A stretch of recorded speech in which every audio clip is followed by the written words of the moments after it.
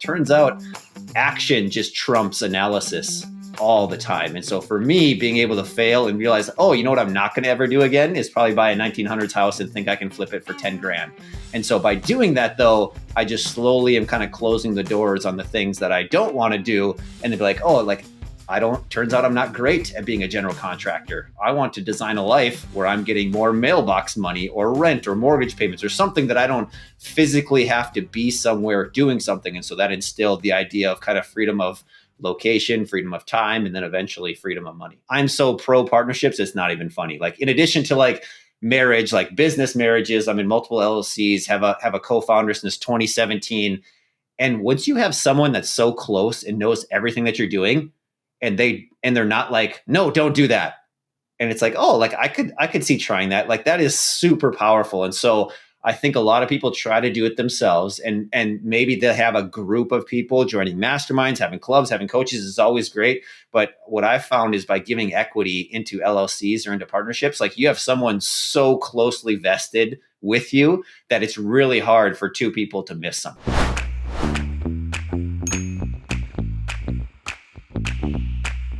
Welcome back, or welcome to the Conscious Investor Podcast, the show where we talk about health, mindset, and wealth building strategies. You know that the world is small.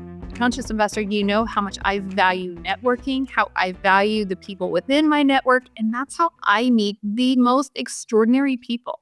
And sometimes, occasionally, well, probably more than occasionally, a friend will introduce me to someone and they'll say like, this person is amazing. You need to have them on the podcast. Like they're so perfect for the conscious investor and they can support and serve in a really powerful way. And when my friend Amanda made this introduction, I was like, wow, I do need to have Adam Zock. I know you read it and it looked like Zach. No, it's Zock. Okay. So when she's introduced me to Adam Zock, I was like, yeah, I need to have Adam on the show. Adam is really accomplished in such a spectrum of ways. Outside of having a W-2 and transitioning out of a W-2, lots of real estate investing experience and a variety of different financing experiences and backgrounds and partnership ideas and just diving deep into all of that. So I know that as you listen to this podcast episode, you are going to expand. And this conversation is going to probably be one of those door opening moments for you in making that next big leap into what you're trying to build. Adam, I can't thank you enough for taking time out of your day up in another remote area similar to me, but much colder. So from North Dakota, right? Yeah, and it's fun going through the challenges as we were just chatting, before we hit record. Like just when you think life is good, it's always the roller coaster. That is either life or entrepreneurship or family. It's like you finally drop your shoulders, you take a deep breath, you're like, all right, I got this. And then it's like, oh, here comes some fate or God or someone be like, hey, I think you can handle more. You're like, all right, I didn't know I needed this for my salvation today, so let's bring it on. Yep. It's so massive power outage in very far north Idaho. The day of this recording landed me an hour and a half away very quickly. And thank God for good friends who say, hey, I have space in my workspace for you. So yeah, you just never know what life is going to throw your way and you just roll with it. Adam, you have such a great background and there's so much that I know that the conscious investor can glean from your experience. And really recently, you left your W-2 job. I'd love to hear more about, what did you do? And let's talk about, everyone's going to be curious what your job was because everyone wants to know like, well, what did you really do in life before you left? And then after you just let us know what you did, let's get into the steps you took to prepare to exit that W-2. Sure. I'll start off with the profession. It was civil engineering. I was a professional civil engineer, went to school at the University of North Dakota, did that, and I was designing water treatment facilities or designing the water pipeline. So when people would turn on their shower and they turn on their faucet, turns out I was involved in some of that. but it's a very thankless job. And Adam, one of Adam's love languages is words of affirmation. There's not too many people calling up your local civil engineer and being like, you know what's awesome, like that I have water pressure today. It's kind of one of those forgotten things of whether it's bed or sleep or health, nutrition, family. And so not that I didn't care and that I needed kind of the impact, but it was like Adam kind of had low intensity of impact, but high frequency. So it's like, yeah, I could argue that I'm helping 100,000 people, but I kind of had to like twist my why into it. And other people that are like, it's great. And for those that really enjoy the W-2 and they end up, are really good at it, because it turns out I was bad to start with, but then I learned to fall in love with my job before I left, because I think that's one of the best things is if you actually get really good at your job, it actually empowers you to be better as an entrepreneur or as a passive investor. I know very few people that are like, yeah, I was like the bottom rank, of my, either grade or at the work, and then I just like crushed it in business. It's actually, the more people I run into is they're actually probably high performing sales or C-suite, or they're on some trajectory and they realize, you know what, I could probably do this myself, or I'm earning extra income and I can kind of do the passive investing. So it was a lot of the civil engineering, the math and the science, and of course tried a bunch of different stuff before I landed on real estate. It was like the fantasy sports, it was the day trading, developing my own product, and it was just knocking on a lot of different doors until I was like, oh, I was flicking on all these dominoes. And then real estate just happened to fall over, and I was like, ooh, let's open the next door and be like, oh, that worked a little bit. Then you be like, oh, this is easy. You kind of get beginner's luck, and then you get hit back to reality pretty quick. And so I failed very fast, very quickly on a lot of different things. And so that was kind of my learning curve before I discovered podcasts or books. I kind of just failed by doing. So when you say failed by doing, I have a failed e-commerce experience in my background. And that's one of the best experiences of my life, because I learned so much from it. And I guess it wasn't totally a failure because I broke even, but I'm like, it was a learning curve. So when you say you failed, was that at the variety of things, and then you found real estate, and real estate was like the holy grail, it all works out? Or were there some humble beginnings with real estate where you kind of got knocked around?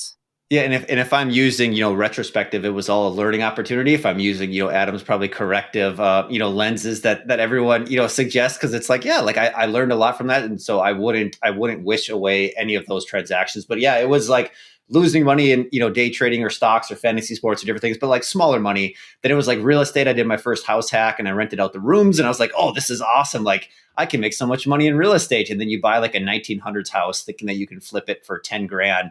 And it turns out that like you replace a sewer or windows or like a lot of money just gets sunk into these old properties and it doesn't increase the value. I was like, replacing a sewer line, I was like, that's just like the quickest way of flushing $20,000 literally down the new sewer lane. Cause it's like, that doesn't value add anything. And so it's like, that cost us probably an extra like 60 grand to rehab that property. And it's just like, oh, we're not making any money on it. And so same to you, like maybe we'll break even over a period of however many years. And that was, now 12 years ago that we still actually own the property, but it was like, it didn't hit projections. And so for me, it was kind of a failure. It was like, oh, you're going to get this much rent, you're going to get this much cash flow, but you forget about capital expenditures. But turns out action just trumps analysis all the time. And so for me, being able to fail and realize, oh, you know what I'm not going to ever do again is probably buy a 1900s house and think I can flip it for 10 grand. And so by doing that, though, I just slowly am kind of closing the doors on the things that I don't want to do. And they'd be like, oh, like, turns out I'm not great at being a general contractor. I want to design a life where I'm getting more mailbox money or rent or mortgage payments or something that I don't physically have to be somewhere doing something. And so that instilled the idea of kind of freedom of location, freedom of time, and then eventually freedom of money. Wow. I love that. Action trumps analysis. So when you think about that, is that just, if we extrapolate on that, you're just saying like, hey, the more we take action forward and we try things, even if they don't have the results that we were hoping for, we learn something and we can move on. And the more we move on, the faster we're going to get to the success we're looking for. In my span of field, being around engineers or being maybe around high achieving individuals, like we're strategically placing bets like all the time. Like, oh, if I get this job or if I make this investment, and we're really good at running the analysis and be like, oh, here's all the ways it could go wrong. Here's all the ways that it could go well. And so this is speaking more towards those individuals that really need that like take the risk or take the action. Not the individuals that are like, you know what, I think I'm going to quit my job tomorrow. Why? Because I think real estate's cool.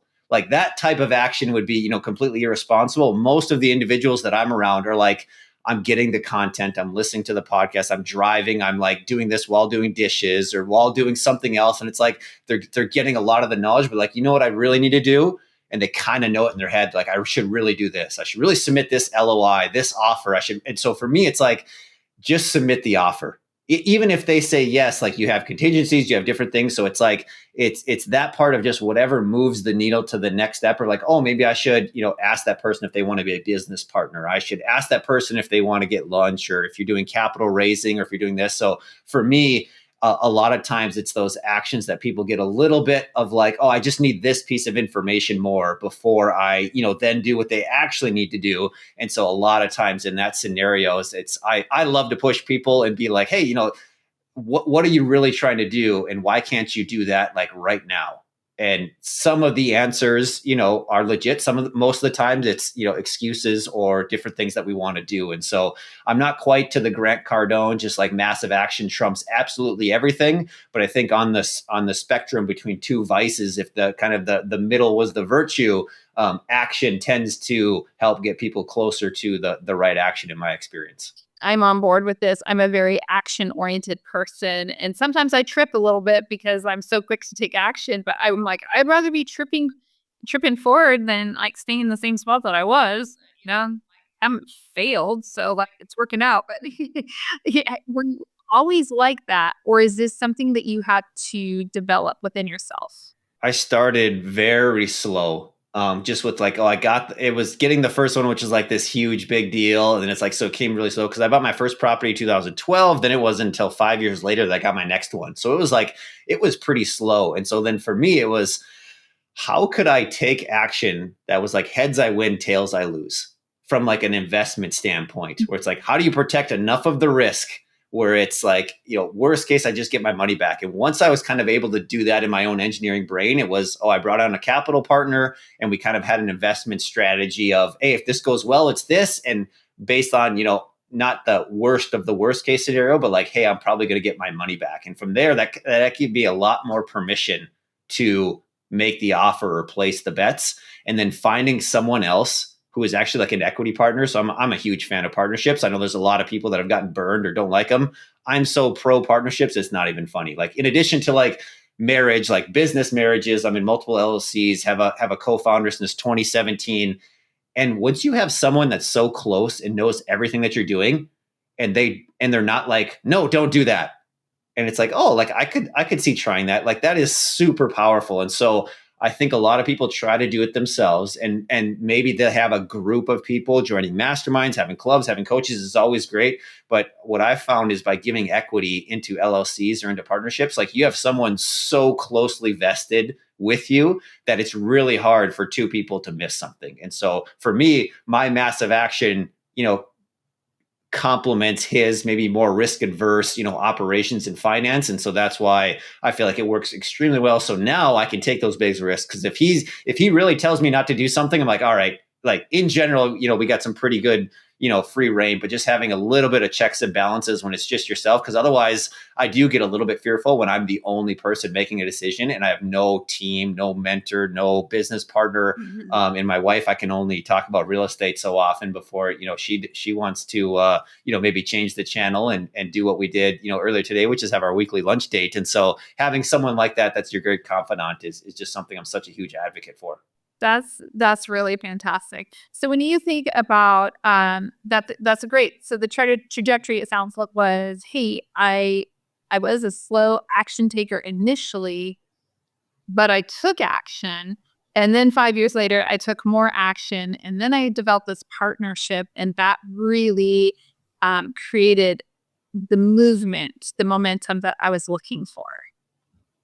That's very true. I know everyone's probably done like disc profiles or maybe personality stats. So in general, I was probably a little bit more of an action oriented person, but I'm assuming everyone listening to this probably knows. And if you don't, I would, go take Strength Finders, the disc, the Enneagram, or something like that, where you're like, I'm naturally gifted in this area.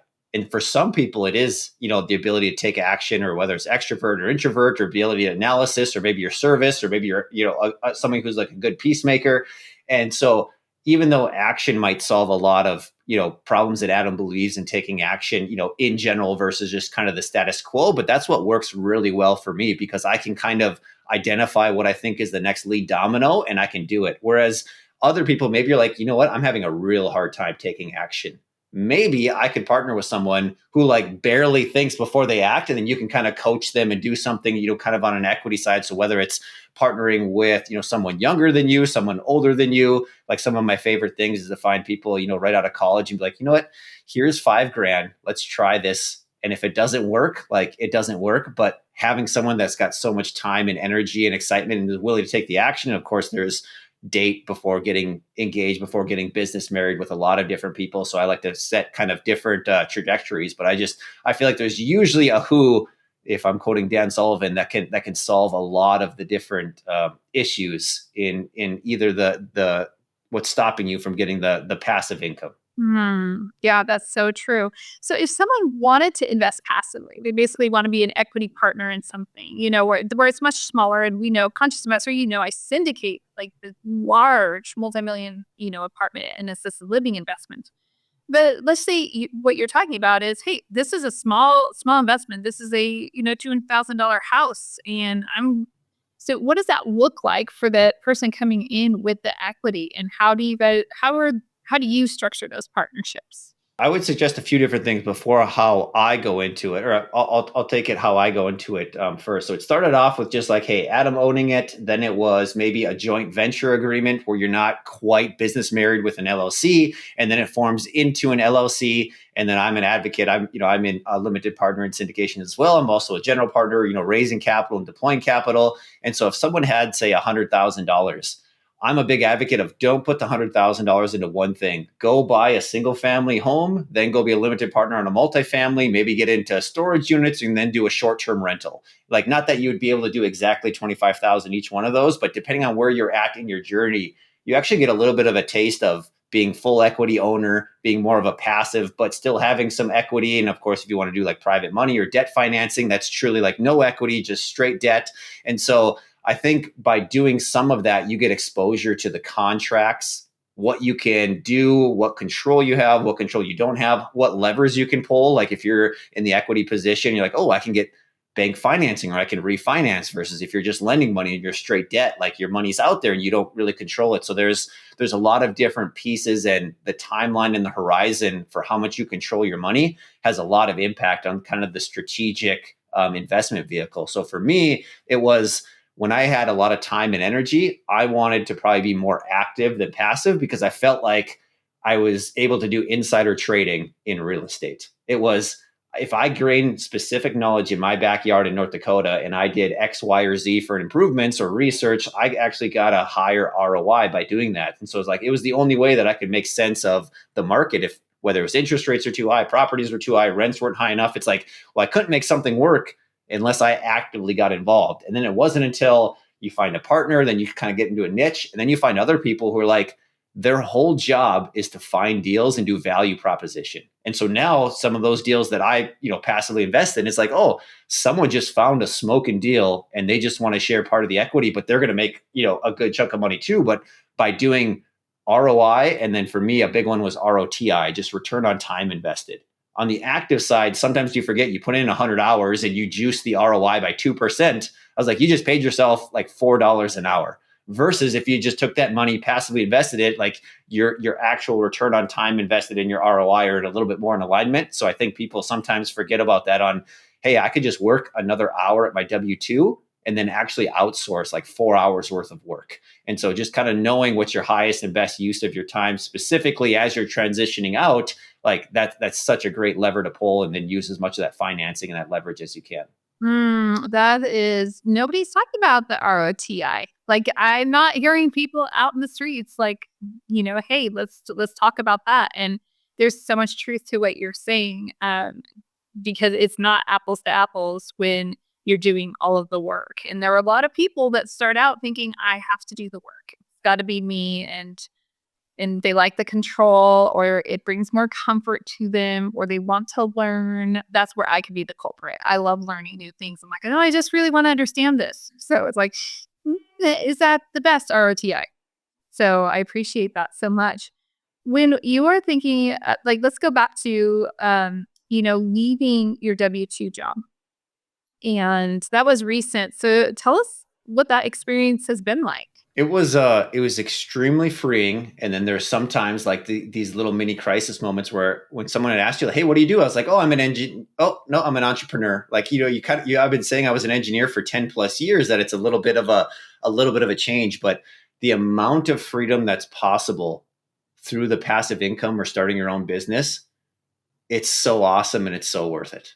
And so like a lot of people are like, oh, there's only a certain amount of people who can do it. And I don't know, overall the statistics, but for those that are looking at it, whether it's for yourself or your family, maybe it's preventing a crisis so that you have the passive income. So the event, a health issue or family or time or something comes up, like you have the ability to avoid crises, which is one thing that was motivating to me, in addition to just, being able to travel and do other different things. And so that has been extremely rewarding and was the primary motivator of getting out of the W-2 job. Is there was just something about the control and the freedom that just didn't sit well with Adam personally. It was like, I didn't want to be at this specific time, this specific location. And if the client asked for something, I had to be here. Or if the boss asked for this, I had to do that. And so I know a lot of people probably have a different number. The $10,000 a month is always like the fun one that everyone's like, oh, if I could just have, this amount, and everyone usually comes up with a number, plus or minus close to that. If I could have $10,000 a month in passive income, like that would be great. For me, although that I had a similar goal to that, it wasn't all passive. It was, hey, if I could replace 60% of my income, of my active income, doing my side hustle, I then have permission from my wife, and what I feel pretty confident on, of completely replacing my W-2 with real estate income as a version of active or passive, and then slowly turn it into passive. Because like you could at your job just get VAs and delegate and almost coast, as much as you could, until, depending on how, your employer looks at it. So I thought of that just the same way. Like that wasn't acceptable for my employer, right? I couldn't just outsource all of my time, but still have 90, billable hours as an engineer, because they actually needed to see me doing the different things. They didn't really care if I outsourced something. But in real estate, it's very different. If you have a property manager, if you have a syndicator, if you have, just a great business or financing instrument set up, it truly is passive. But I kind of think of passive as you're just pedaling on a bike. And the more passive income you have, or the more work that you've put in, the longer you can coast before the money would kind of essentially run out. Because like eventually you're going to have to do something with it. I don't care if it's an hour a day, an hour a week, or like there has to be some sort of management decision. So for me, it's just reducing a number below 40 hours a week that kind of turns into quote unquote a passive number for me. And so that was the biggest draw of, I think there's 3 degrees of freedom. It's the freedom of location, then freedom of time, and then freedom of money. And so for me, the location was the biggest one. And then now you get to wake up, you're like, oh, what should I work on? Or what do I have to work on? Or what do I want to work on? Which is a big one. And now it's, okay, well, what sort of lifestyle congruence do you actually need to be able to live the life that you want? This like a really, you can hear the engineer, right? You can see the system, and you can see the structure to it, and it's so well thought out. But quite frankly, it's not like a typical engineer, right? There's a lot of sparkle to it, where it doesn't feel so utilitarian and heavy. It feels very fluid and so much opportunity to it. Not to pigeonhole all engineers or anything, and just say like it's the adaptability that you've adopted into your life is really like absolutely fantastic. Do you have a favorite way of investing? For me, the favorite way is, I think, what I have kind of a reminder that goes on my phone. It's, what is Adam and only Adam uniquely qualified to do? Mm-hmm. And so that typically has the highest ROI. And so for me, on the passive investing side, like that, of course, if I could be a limited partner, and truly it's mailbox money where you're quarterly, like that's great.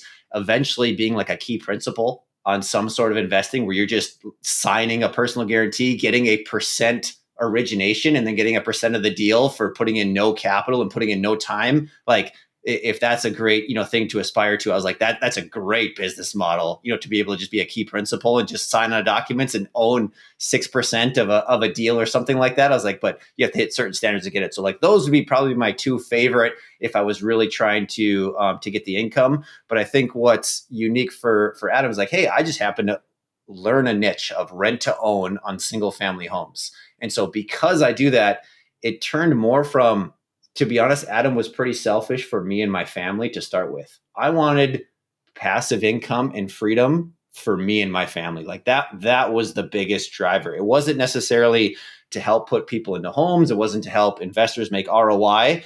And that's what truly motivated me for 5 years, which has got me up at 4:00 in the mornings, because I just want to spend more time with my wife and kids, which I don't think that there's anything wrong or different with that. But then once you have the freedom, you're like, oh, okay, well, now what? And so now it's like, okay, it's a little bit more purpose driven. We're like, oh, I've put 40 people into homes that have now become a homeowner, or I've helped investors hit X amount of a double digit returns while they're helping someone do something. And so it's morphed a little bit, but you have to actually know what motivates you. And I don't think that there's a wrong motivation. Just don't lie to yourself on what's going to actually be intrinsically motivating, because that's the thing that's actually going to keep, pushing you through if that's truly what you want.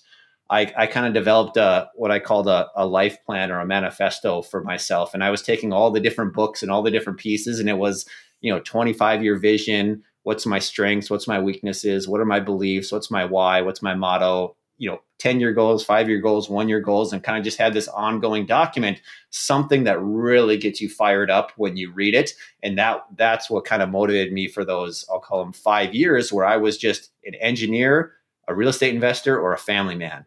I kind of had to say no to everything else, whether it was friendships, TV, social media, other different things. But for me, that return was worth it. It's really important what you're saying about you learn to say no. What I call it, the buy box is like, okay, well, we know what our buy box is when it comes to, real estate assets, but what's our buy box for our time and for our life? And do we know what that is? And to your point, like there were times when I was leaving public education, for example, as a teacher, my buy box shrunk down very small, and I had, some of my friendships definitely, started to get neglected, because it's like, this is what I have time for, and this is what the buy box is, because there's something I'm trying to accomplish, and I got to stay focused. Can't do it all. So I appreciate that. I love the rent to own model. I've heard it presented multiple ways. I'd love to share with the conscious investor how you go about that, RTO model, and how do you structure it, and let's go there. Let's dive into that. Sure. Yeah, it's a little bit different. It's similar to what I would call Home Partners of America or Divvy Homes, which are some big national companies doing this. Home Partners of America just got bought out by BlackRock for like $6 billion last year. But the whole concept that I thought we were a genius when we came up with it. We got some local awards. It's like, nobody's doing this. Then it turns out like, okay, there's like 3 people doing it, which is still very different than, almost anybody else. So we're in a very unique niche. But essentially, we just give people the equivalent of a rent-to-own pre-approval letter, similar to a bank would give you a pre-approval letter, like LTV, monthly payment, or in this case, a monthly rent payment versus an interest rate, and then like a max purchase price. So we're essentially raising capital. We got our own debt financing. We have banks on board, and then we give our rent-to-own candidates pre-approval letters. They actually go shopping with a real estate agent. We pick a home off the MLS, close on it, and the same day that we close, we execute a lease with an option to buy with the tenant, and they have 3 years to exercise their option to get traditional financing, sell the home, or pay it off all cash. And so it's this unique blend between renting and a mortgage that we're really trying to help that unique people. And so that's what's turned into a personal mission, where it's transforming renters into homeowners, and then still giving investors that, kind of high double-digit returns that they want for this type of a model. And then we've played around with different things like rent guarantee insurance, because that's what big banks do, like private mortgage insurance. So we apply that to all of our tenants. Tenants are coming in with down payments. They're responsible for different things. So I just like the idea of an investor acting like a bank, but collecting like it's a rental. And so we kind of found this unique niche of how to stack it to juice the ROI for investors while still protecting it. But of course, we made a bunch of mistakes along the way that we made personally, because I was buying all these homes in my own personal name, then realized the difference between like a land contract and lease to own. And so having gone through all those different scenarios, Adam just personally believes that if I could privatize the mortgage industry, I think there's a way to gain some efficiency. So whether it's rent with an option to buy, a land contract, or seller financing, eventually in 5 to 10 years, if I'm part of that group where I'm helping privatize the mortgage industry, where you just got someone that's got $400,000 that wants to lend it to someone and they're able to directly connect, that doesn't have to exactly fit the bank buy box. I just love that creative financing space because you can get so unique with it, and each individual investor kind of has their own criteria. So for now, we have kind of a set pricing, a fund, and we're starting at it that way.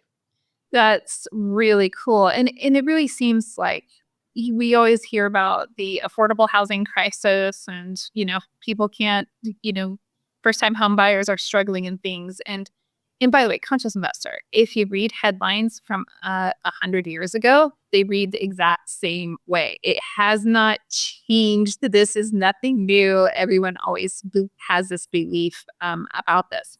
But it seems like that's coming into this, setting the stage for an opportunity. Is that the demographic you're primarily targeting, or is it open for everybody? I mean, I imagine it's open to everybody, but the intended audience is who? Sure. So when we first started off, it was certainly everybody. Now with our model, we're more of a premium, high income earners, high down payment, high purchase price, just because the spreads and the economies of scale are a little bit better. So that's for home equity partner. But then I just recently founded another startup that is specifically for that venture, because I feel like if investors can just get a 4% appreciation on homes for like real estate in general, give the rest to the tenant and you'll be just fine. Assuming that the tenant doesn't default, assuming that the tenant buys back the home, you don't have to pay the 6% for a listing agent or some version of that.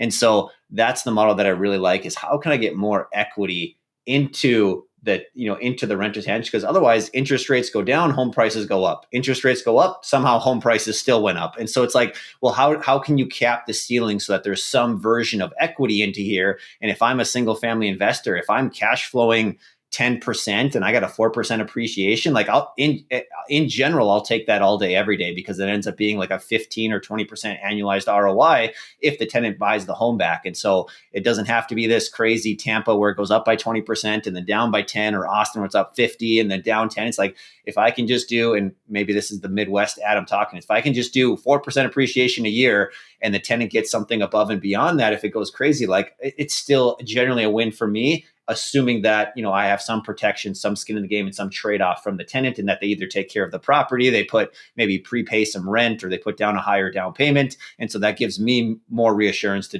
go out and do more transactions. I love it. Wow.